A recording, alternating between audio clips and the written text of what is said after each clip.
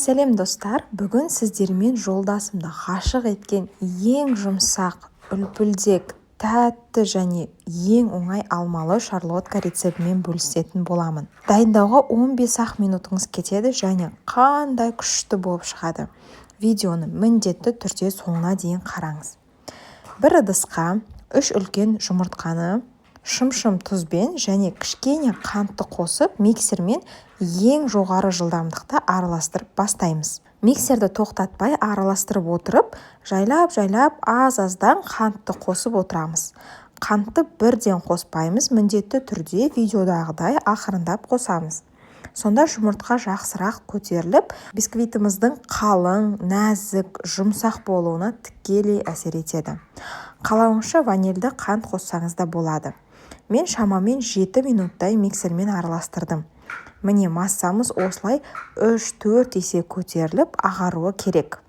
Енді міндетті түрде електен өткізілген ұнға қамыр қопсытқыш қосып, өзара кішкене араластырып, жұмыртқалы массамызға 2 бөліп қосып, лопата көмегімен абайлап, астынан үстіне қарай араластырамыз. Ұн толық араласуы керек.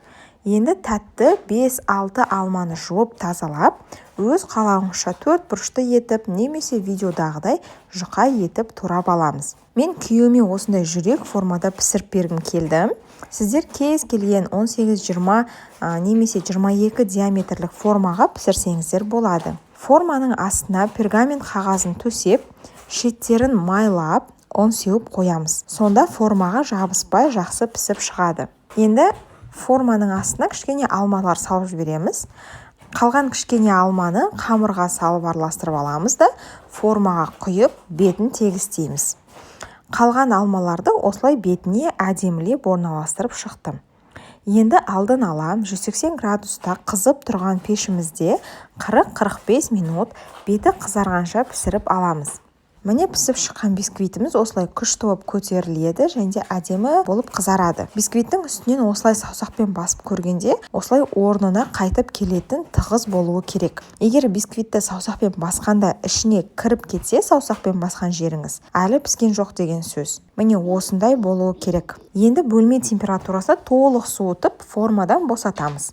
Мен пышақпен тексеріп шықтым, ештеңе жабыспаған екен, формадан оп-оңай босады. Астындағы пергаментті алып тастап, тарелкамызға салып аламыз. Шарлотканы қантты ұнтақпен әсемдеп қойдым. Міне осындай күшті, өте жұмсақ, пышный болып шығады. Кескен кезде мақта секілді үлпілдеп тұр ғой. Қараңыздаршы қандай биік, іші толық піскен, жұмсақ болып шыққанын. Дәмі енді сөз жоқ қой қыздар. Міндетті түрде жасап көріңіз. Видеом ұнаса лайк басып, каналыма тіркеліп алыңыз. Видеомен туыс қыз келіншектермен де міндетті түрде бөлісіп отырыңыз. Ас болсын.